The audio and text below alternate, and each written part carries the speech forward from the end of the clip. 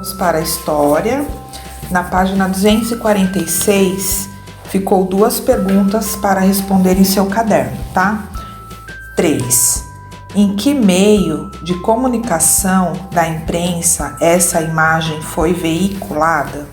Então, o meio de comunicação que veicula a imagem é uma revista. 4. Descreva a imagem ao lado. Tá? Então, a imagem ao lado mostra o governante do Brasil, Dom Pedro II, entregando presentes a alguns políticos brasileiros. O personagem foi representado com a coroa e as vestimentas imperiais. E ao fundo dá para perceber que tem uma árvore de Natal. Vamos agora para a página 248. Atividades.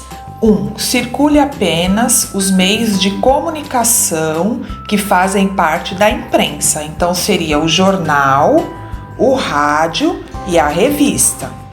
2. Associe o nome dos primeiros jornais que circularam no Brasil às suas respectivas descrições. Então, Correio Brasiliense, jornal impresso na Inglaterra que chegava ao Brasil de forma clandestina e trazia diversas notícias sobre política, economia e cultura. E a Gazeta do Rio de Janeiro, publicação oficial do governo português e imprensa no Brasil que publicava notícias oficiais e ligadas principalmente à família real. 3. Como os jornais abolicionistas contribuíram para o fim da escravidão no Brasil? Então, os jornais abolicionistas ajudaram a divulgar ideias contrárias à escravidão, denunciando a violência e a justiça praticadas neste regime. Quem acertou, coloca um certinho ao lado. Vamos à leitura da página 249, a imprensa feminina.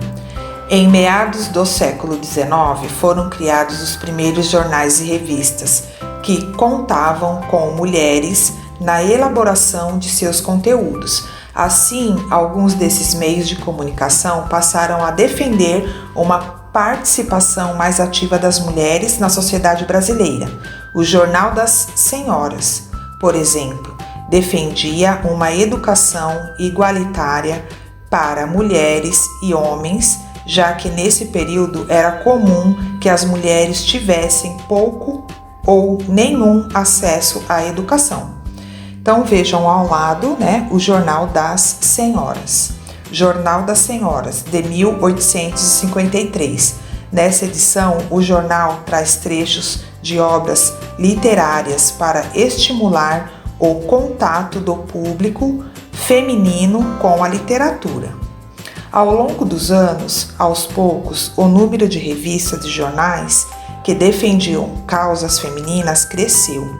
Esses meios de comunicação foram essenciais para que as mulheres conquistassem direitos que antes eram garantidos apenas aos homens, como o direito ao voto, que passou a se estender às mulheres apenas na década de 1930. Fazer um pequeno comentário: apesar das conquistas femininas ao longo da história do Brasil, atualmente as mulheres ainda sofrem discriminação.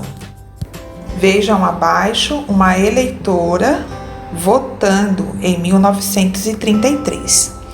Vivendo valores. A mobilização, a participação ativa na política e a divulgação de ideias nos meios de comunicação são muito importantes e contribuem para a construção de uma sociedade mais justa e igualitária.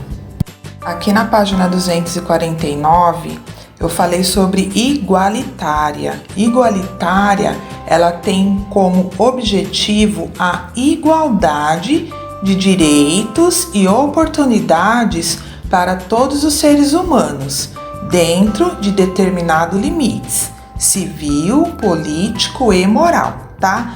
Então, justa, igualitária, seria um objetivo de igualdade e direitos de oportunidades para todos, ok? Vamos para a página 250. As mulheres nas revistas. As revistas brasileiras do início do século XX costumavam tratar dos mais diversos assuntos.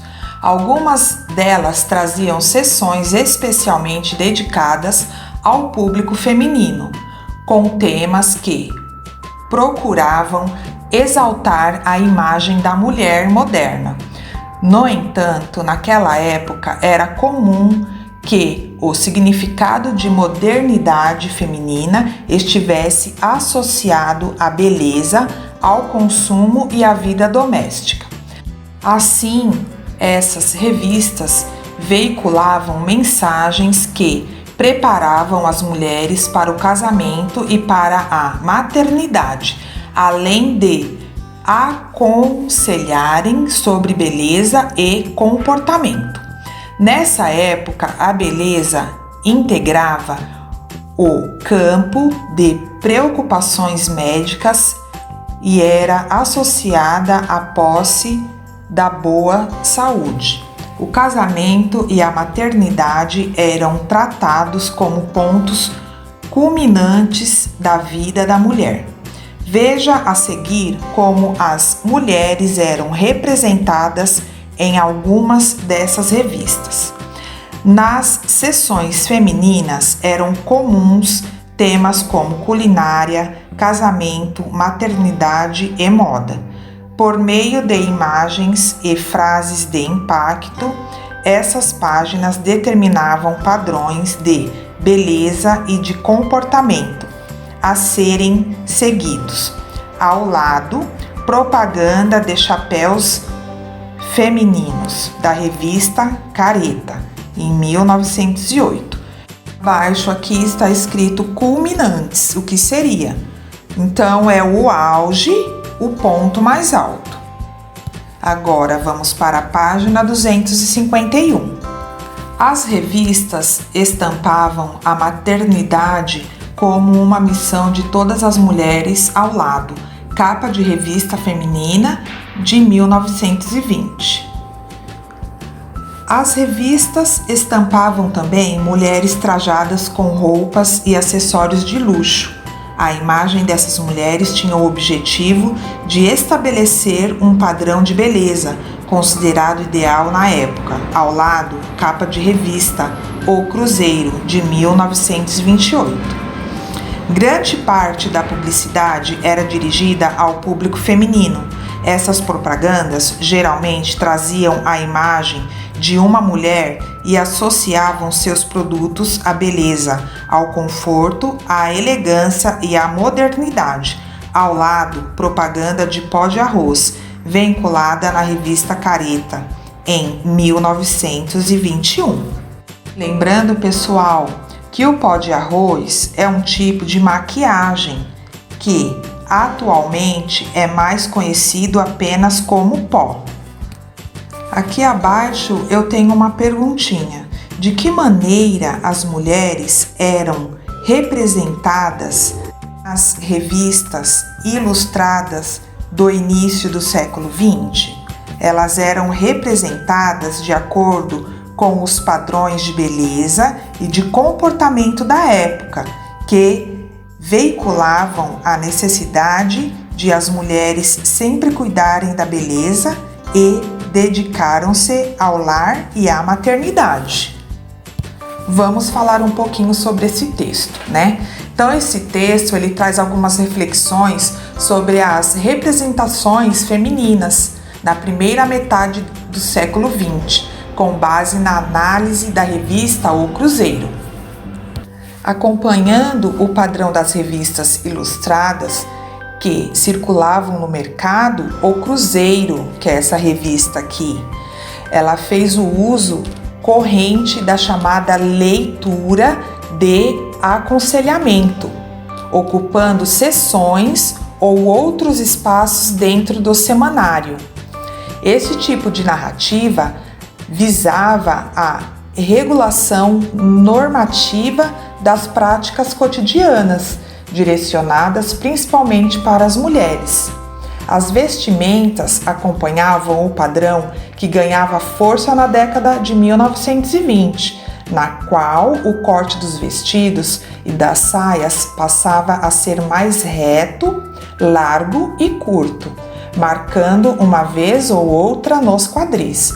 O corpo feminino, bem cuidado, remete neste período tanto à sua própria saúde quanto à relação das mulheres com a família. A ausência de cuidados com a aparência pessoal é vista também como sinal de desleixo com o lar. Tal associação contribuiu para a manutenção das delimitações que circulavam as relações de gênero, reforçando o compromisso feminino com a esfera privada.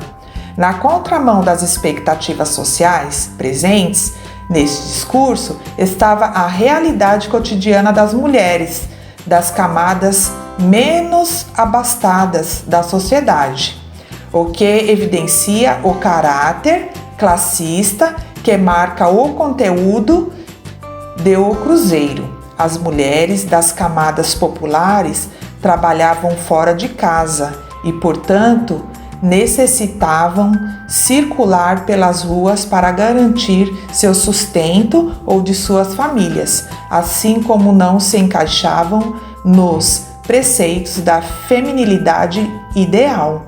Carregavam significações de cunho negativo, então elas eram olhadas diferentes. Agora, vamos à página 252, a imprensa operária. Entre o final do século XIX e o início do século XX, houve um grande crescimento do número de indústrias instaladas no Brasil. Porém, nesse período, os trabalhadores não tinham direitos trabalhistas e as condições de trabalho nas fábricas eram péssimas. Insatisfeitos, muitos operários se uniram para reivindicar melhorias. Para divulgar suas ideias e denunciar as péssimas condições de trabalho, os operários criaram diversos jornais.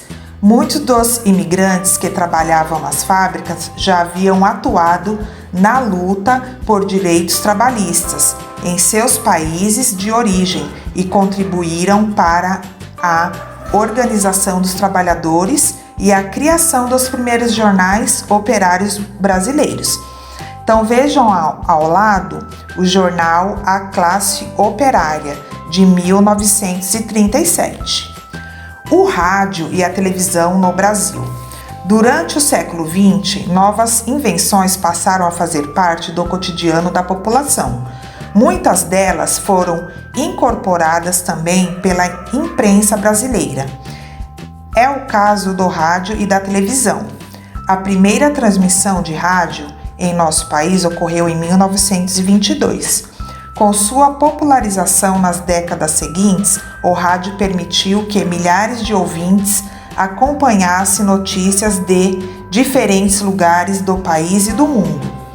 Já a televisão chegou no Brasil na década de 1950 e, ao longo dos anos, deu continuidade ao processo de ampliação do acesso à imprensa, tornando-se um dos principais veículos de transmissão de notícias em nosso país.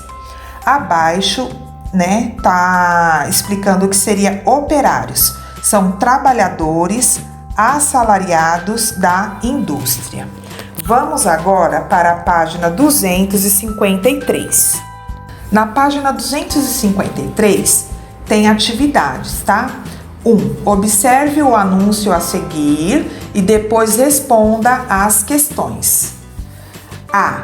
Qual é o nome da rede de lojas anunciada? Então, vocês irão olhar e responder aqui, tá? B. Segundo o anúncio, em que cidades essa rede de lojas era encontrada? Circule no anúncio. Então, vocês irão circular. C. Descreva a imagem presente no anúncio. Então, vocês irão observar a imagem e irão escrever aqui abaixo, tá? D. Relacione o anúncio com a frase a seguir. As revistas e a publicidade do início do século XX costumavam aconselhar as mulheres sobre os padrões de beleza, de moda e de comportamento da época. Então, vocês irão relacionar e irão escrever aqui abaixo. Lembrando, pessoal, que o anúncio traz a imagem de uma mulher vestindo-se de acordo com os padrões de beleza e de moda valorizados na época, para que essas ideias fossem associadas à loja anunciada. Até a próxima aula, pessoal!